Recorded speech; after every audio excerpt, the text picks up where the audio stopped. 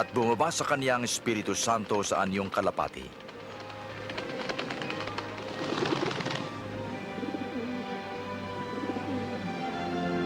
Isang tinig mula sa langit ang nagsabi, "Ikaw ang minamahal kong anak, lubos kitang kinalulugdan."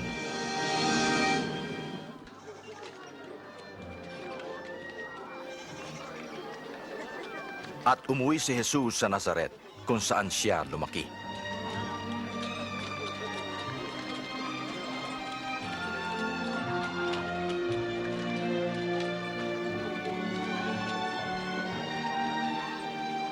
Kumusta? Kumusta?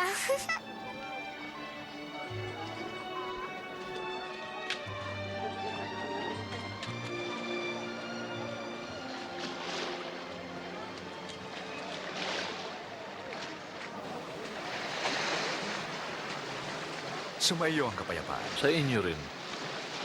Pwede bang sumakay, Simon? Bakit hindi? Aalis na ba siya? Mangaral ka sa amin! Jesus! Mangaral ka sa amin! Mangaral ka sa amin, Jesus!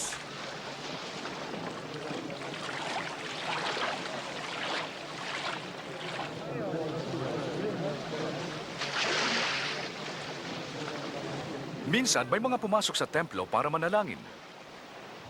Ang isa'y pariseyo, ang isa'y publikano. Ang pariseyo ay tumayo at nagsabi, "Nagpapasalamat ako, O Diyos, na ako ay di tulad ng iba na masama at mapangalunyan. Nagpapasalamat ako at di ako tulad ng maniningil ng buwis na yon. Nag-aayuno ako 2 beses isang linggo at nagbibigay ako ng aking ikapu. Ngunit ang publikano ay nakatayo sa malayo at di man lang makatingin sa langit. Dinadagukan ng dibdib at ang sabi, 'Diyos, mahabag ka sa akin na makasalanan.' Sinasabi ko sa inyo, ang publikano, hindi ang pariseyo, ang umuwing kinalulugdan ng Diyos. Sapagkat ang sino mang nagpapakataas ay ibababa, at ang nagpapakababa ay itataas. Pumunta kayo doon sa laot at ihulog ang inyong mga lambat upang manghuli. Guro, halos magdamag kaming ng isda. Pero wala kaming nahuli.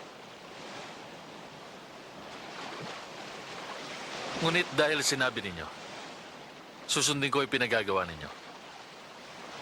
Santiago! Juan!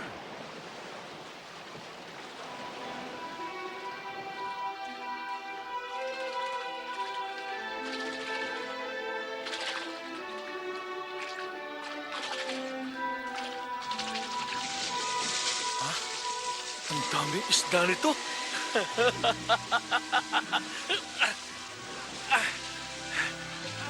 Santiago, Juan, tulungan nyo kami. Dalian ninyo. Marami ring huli ang lambat namin. Napakaraming isda.